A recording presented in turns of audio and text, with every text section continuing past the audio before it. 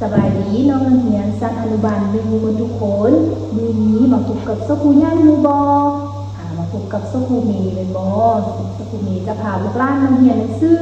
ทางออนไลน์เป็นบอซึ่งทุกคนบ่ได้มาเรียนแต่ว่าสกูจะส่งบทเรียนให้ทุกคนเรียนหนังสืออยู่เรือนทุกคนเป็นอะไรสุขภาพดีบอมื้อนี้ก็อากาศหนาวบอฝนตกเป็นบอทุกคนรักษาสุขภาพกันเด้อโอเคมื้อนี้เป็นวันพุธวันที่19เดือน11ปี2025เป็นบอ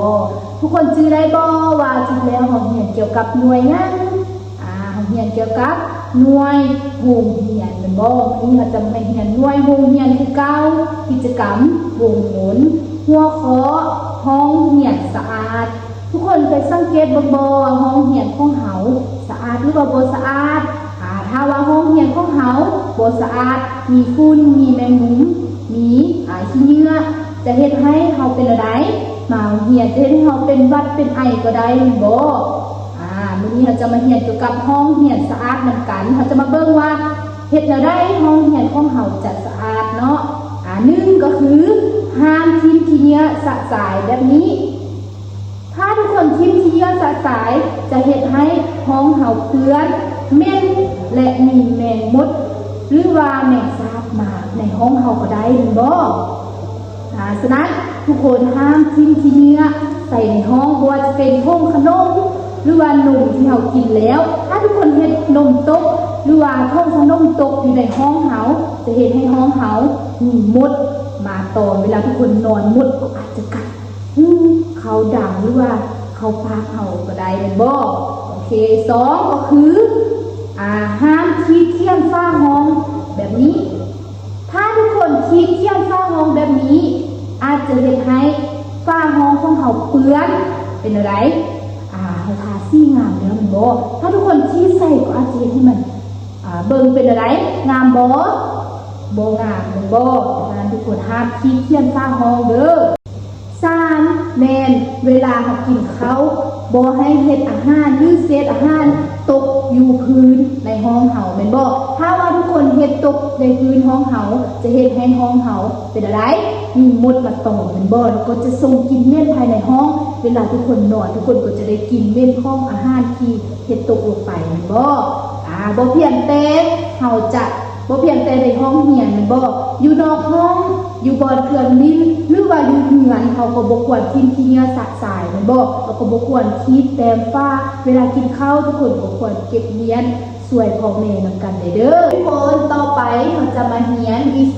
าษาลาวนำกันมื้อนี้สมุเมจะพาพวกเรามาอ่านพยัญชนะในภาษาลาวซึ่งจะมีทั้งหมด27ตัวแม่นบ่กอไก่ฮอดฮอเหือนทุกคนมาอ่านตำราสักครู่พร้อมๆกันเลยเด้อกอไก่ขอไข่คอควายงองัวจอจอกซอเสือสอสายอยุงดอเด็กตอตาทอทงทอถุงนอนกบอแบะปอปลาพ่อเพิงฟอฝนพอผูฟอไฟมอแมวยอยารอละคังรอลิงวอวีฮอหานอโอฮอเฮือนโดยจะได้ทุกคนได้อ่านนำกันแล้วบ่ต่อไปทุกคนก็ฝึกอ่านเพื่อนนำกันอีกก็ได้โดยทุกคนต่อไปเราจะมาเรียนกิจกรรมศิลปะสร้างสรรค์แม่นบ่มื้อนี้เจ้าครูจะพาพวกหลานมาหัดเขียนพยัญชนะฟอฝนแม่นบ่นี่ทุกคนสังเกตเบิ่งเลยฟอฝนจะเป็นแบบนี้แม่นบ่ทุกคนเขียนรวงนี้ลงมาได้บ่ได้แม่นบ่เอาบิ๊กเขียนได้บ่ได้ฉะนั้นทุกคนเกี่ยมปึ้มเกี่ยมซ้อมาเพื่อมาเริ่มเขียนนำกันเลยนี่สักครู่จะเขียนให้เบิ่งเด้อทุกคนเริ่มจากคอทั่วแบบนี้ก่อนแล้วก็ขีดลงมาเนาะ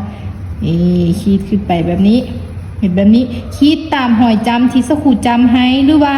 พ่อแม่จำให้เด้อให้พ่อแม่จำให้แล้วก็เขียนตามหอยจำแบบนี้เลย ทุกคนคิดไปตามเส้นแบบนี้เขียนให้มันงามๆก็คงสครูก็ได้เด้อ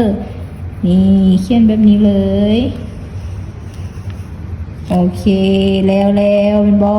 แล้วก็อย่าลืมถ่ายรูปถ่ายวิดีโอส่งให้สครูเบิ่งเด้อ